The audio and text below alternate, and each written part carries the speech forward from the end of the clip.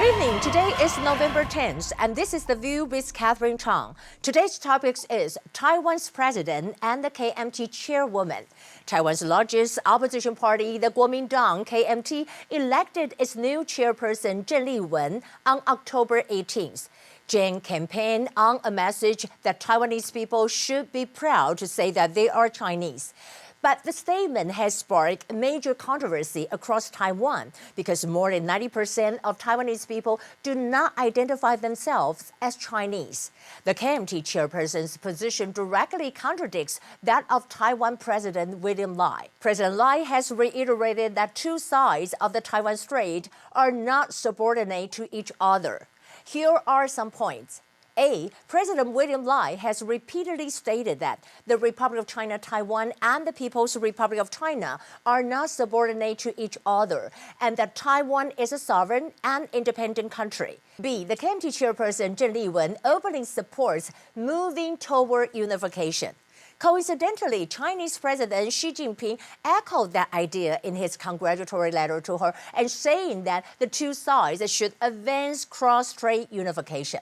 However, at the commissioning of Taiwan's M1A2 tanks, Taiwan's President William Lai again opposed cross-strait unification, and he said that Taiwan rejects the one country, two system model. C. KMT chairperson Cheng Li-wen even attended a controversial White Terror memorial that honored Wu Xi, a late high-ranking Chinese Communist Party.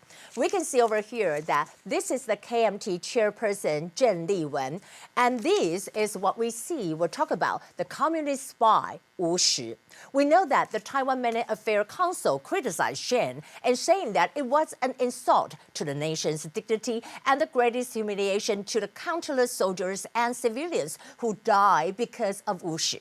Tonight, I also want to talk about a significant diplomatic breakthrough for Taiwan. Taiwan's Vice President Hsiao Kim delivered a speech at the IPEC summit in the European Parliament on November 7th, and she's the first Taiwanese vice president ever to deliver a speech at the European Parliament. Vice President Hsiao emphasized that global prosperity depends on a strong and free Taiwan, and that a stable Indo-Pacific region will contribute to a safer world. Here are the top stories. First, I want to talk about Vice President Hsiao Kim delivered a speech at the IPEC summit. During Hsiao's speech at the IPEC summit, she stressed the importance of keeping Taiwan safe and saying that peace for the Taiwan Strait is essential to global stability and economic continuity, and international opposition against unilateral changes to the status quo by force cannot be overstated. Experts said that this marked a major diplomatic breakthrough for Taiwan and a slap in the face for China.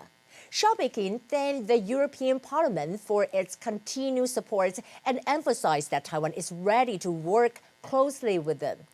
Meanwhile, former President Tsai delivered a speech at the Berlin Freedom Conference on November 10th. When asked if she is working with Vice President Hsiao Kim to deepen the ties with European countries, and Tsai said that they are both working hard. She wrote on the Facebook and saying that diplomacy is a relay that never stops. Under the direction of President Lai Ching-te, Vice President Hsiao Kim has just completed her visit to Europe, which is a significant moment for Taiwan.